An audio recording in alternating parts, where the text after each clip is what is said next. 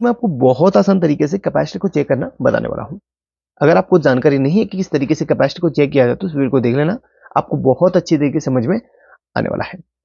उससे पहले आपको एक चीज़ मैं बताने वाला हूँ कि इलेक्ट्रॉनिक सर्किट में बहुत प्रकार के कैपेसिटर हमें देखने के लिए मिलते हैं, जिनमें कुछ मैं एग्जांपल देता हूँ, कुछ नाम ले लेता हूँ कैपेसिटर्स के जो मुझे याद है।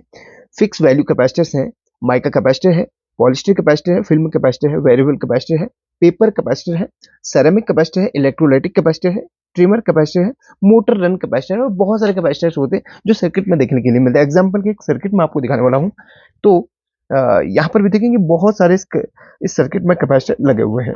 ये देखिए एग्जांपल के डीटीएच का ही मैं सर्किट उठा लूँ तो इसमें देखिए ये कैपेसिटर आप देखिए पॉलिस्टर कैपेसिटर है और ये कैपेसिटर देखिए ये पेपर पेपर कैपेसिटर है जो बॉक्स टाइप में देखने के लिए मिलता है। ये आपका सेरेमिक कैपेसिटर है और एक होता है हमारा फिक्स वैल्यू सॉरी ये है सेरेमिक कैपेसिटर, ये फिक्स वैल्यू कैपेसिटर है, इलेक्ट्रोलाइटिक कैपेसिटर है और इसमें बस इतने ही कैपेसिटर लगे हैं और भी बहुत सारे सर्किट होते हैं। और रेडियो के सर्किट में 2-3 कैपेसिटर आपने देखे होंगे जो कि आप घुमाते हैं ना वेरिएबल, जैसे आपने वेरिएबल रेजिस्टेंस देखा है वैसे वेरिएबल कैपेसिटर भी होता है। ठीक है, तो हमारा मेन जो टॉपिक है वो है कैपेसिटर को कैसे चेक किया जाता है। अगर आप मुझे कमेंट करेंगे तो मैं आपको सभी कैपेसिटर के बारे में जानकारी दे दूंगा। फिलहाल एग्जांपल के लिए मैं यहाँ पर 2 कैपेसिटर लेके आया हूँ, एक है फिल्म कैपेसिटर और दूसरा है इलेक्ट्रोलाइटिक कैपेसिटर। यह फिल्म, ये इलेक्ट्रोलाइटिक कैपेसिटर। अब यहाँ पर इसको सिंपल लैंग्वेज में पीएफ कहा जाता है। पीएफ मीन्स पिकोफैरेड, जो कि इसकी जो वैल्यू होती है, यानी कि जो इसकी स्टोरेज होती है, इसकी स्टोरेज माइक्रोफैरेड में होती है तो उसको म्यू एफ कैपेसिटर कहा जाता है एक सिंपल लैंग्वेज में। वैसे इसका असली नाम इलेक्ट्रोलाइटिक कैपेसिटर है, इसका फिल्म कैपेसिटर है। ठीक है, तो यहाँ पर इन दोनों को चेक करने, इन दोनों को इसलिए यहाँ पर इंक्लूड कर रहा हूँ क्योंकि दोनों को चेक करते समय थोड़ी सी आपको ध्यान यहाँ पर रखना है। अब यहाँ पर देखिए दोनों कैपेसिटर की जो वैल्यू है इसकी पिकोफैरेड में और इसकी माइक्रोफैरेड में यहाँ पर नोट करी जाती है। अब यहाँ पर क्या ना इनकी स्टोरेज थोड़ा सा ज्यादा होती है, इनकी स्टोरेज बहुत कम होती है, पिको और नैनोफैरेड।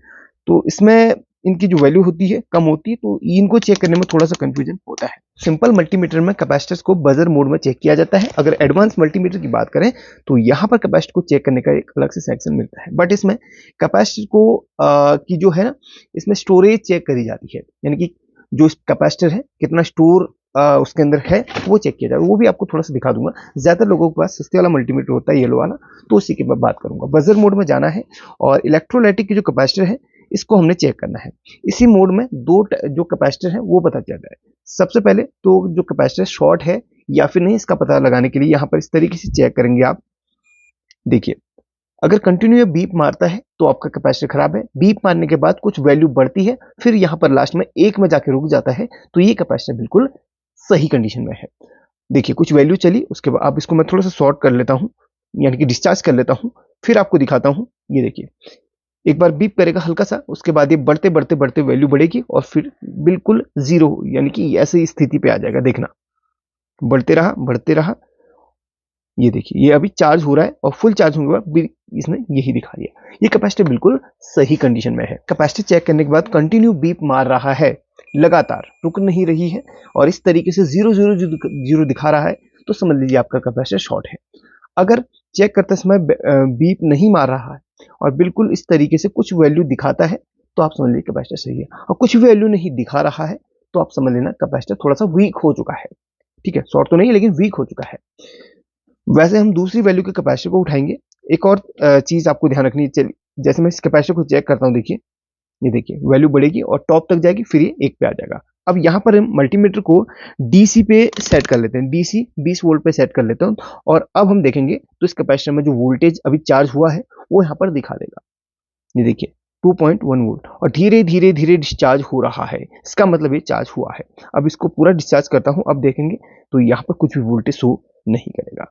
फिर यहाँ पर इसको बजर में रखना है, फिर यहाँ पर रखना है और ये फुल चार्ज हो जाएगा और 1 पे आ जाएगा। फिर आपको चेक करना है, यहाँ पर देखिए वोल्टेज शो करेगा। अच्छा मैंने कल इस मल्टीमीटर को रिपेयर किया, हालांकि मेरा नया मल्टीमीटर था और एक ही दिन में खराब भी हो गया था।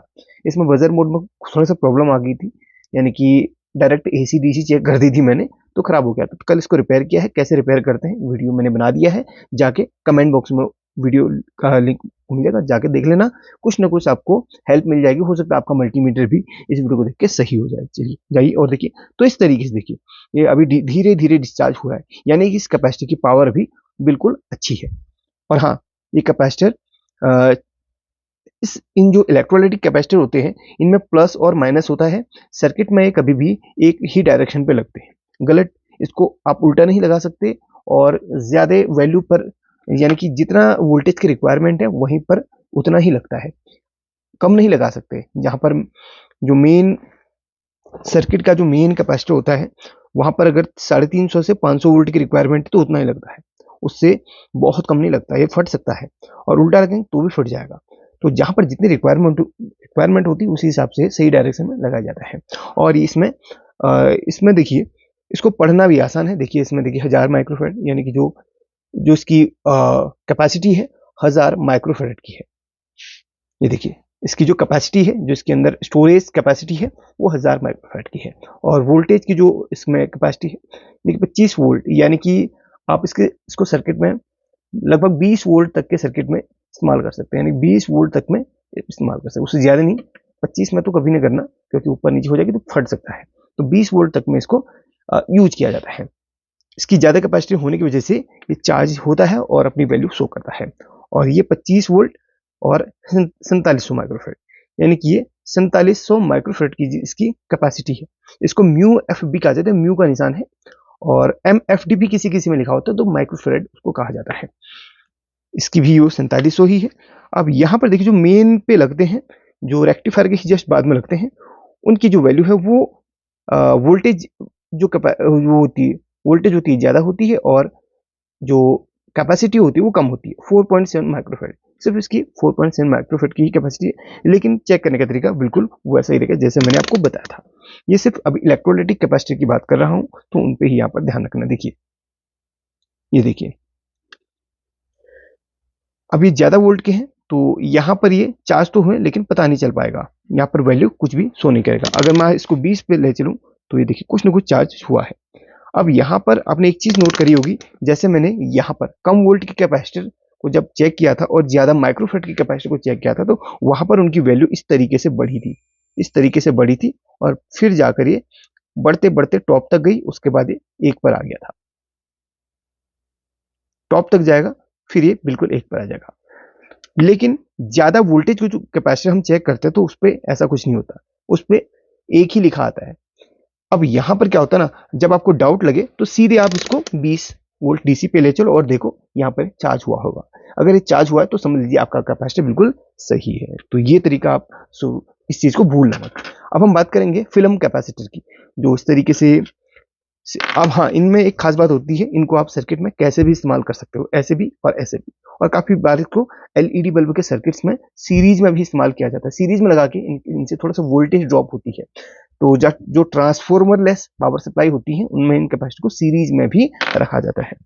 अब जब इनको आप चेक करते हैं, तो इनको चेक करते समय आप एक चीज़ का ध्यान रखना, जब आप चेक करते हैं तो इस तरीके से कोई भी वैल्यू शो नहीं करता है।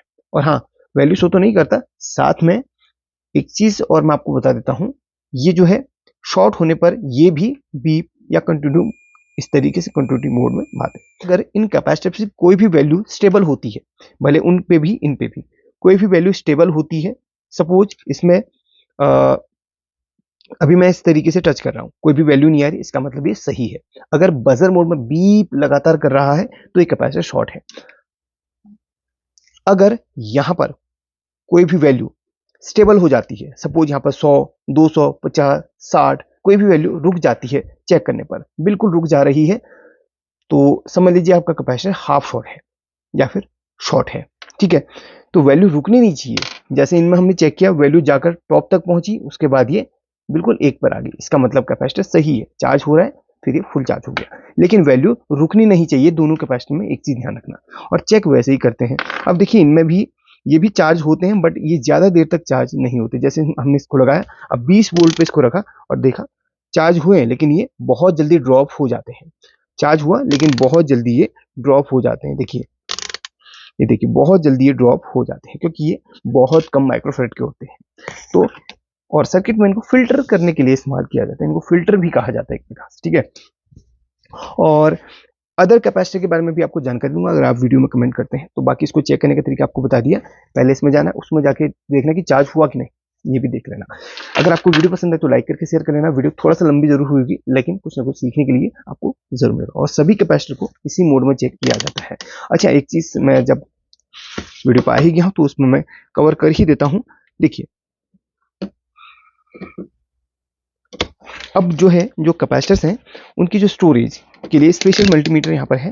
तो जैसे यहाँ पर देखिए 4700 माइक्रोफेरेड ये कैपेसिटर की जो कैपेसिटी है। यहाँ पर हालांकि ये 200 माइक्रोफेरेड तक ही चेक कर सकता है। तो हम ऐसे कैपेसिटर को लेंगे, हाँ ये सिर्फ 4.7 माइक्रोफेरेड का है, तो इसको हम चेक कर सकते हैं क्योंकि 200 माइक्रोफेरेड तक ही चेक कर सकता है। अब इसको हम रखेंगे, पहले इसको हम डिस्चार्ज करेंगे ताकि इसके अंदर जो करंट है वो उधर ना जाए और इससे मल्टीमीटर खराब ना हो। अब इसमें वैसे 4.7 माइक्रोफेरेड का कैपेसिटर है, क्या इतनी स्टोरेज के अंदर है वो देखने के लिए देखते हैं।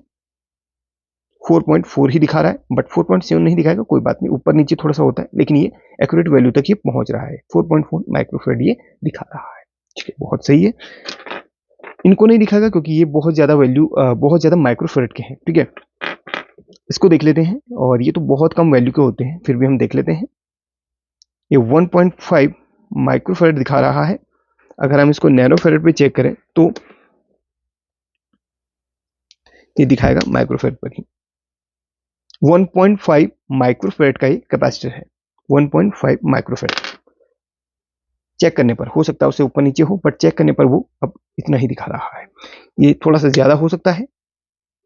ये 2.5 माइक्रोफेरेड का एक कैपेसिटर है, ये थोड़ा सा कम है। मे बी ये कितना है, 0.462, यानी कि ये 462 नैनोफेरेड का है। पॉइंट के बाद आ रहा है ना 462, ये 462 नैनोफेरेड का कैपेसिटर है। इसकी वैल्यू 462 नैनोफेरेड है। तो इस तरीके से चेक, हालांकि ये मल्टीमीटर हर किसी के पास नहीं होता है, बट इस मल्टीमीटर से आपको बता दिया, इसकी कैपेसिटी भी आप इससे चेक कर सकते हैं, ठीक है। कैसे करना है एक बार फिर से मैं आपको बता देता हूं। बजर मोड में इस तरीके से रखना है, इसके बाद सीधे 20 वोल्ट पे ले चलना है और देखना है। ये देखिए चार्ज हुआ है, इसका मतलब इसमें स्टोरेज है, ये वीक नहीं है, ठीक है। लगभग मल्टीमीटर से चेक करने पर 2 वोल्ट के समथिंग ये स्टोर कर देता है। अगर वीडियो पसंद आए तो लाइक करके शेयर कर लेना। और नेक्स्ट वीडियो में आपको इसमें जो नंबर्स होते हैं इस तरीके, इनमें तो ईजी हो जाता है कैपेसिटर को पढ़ना, वोल्टेज और माइक्रोफेरेड, बट इनमें थोड़ा सा मुश्किल होता है, तो इसका भी बता दूंगा।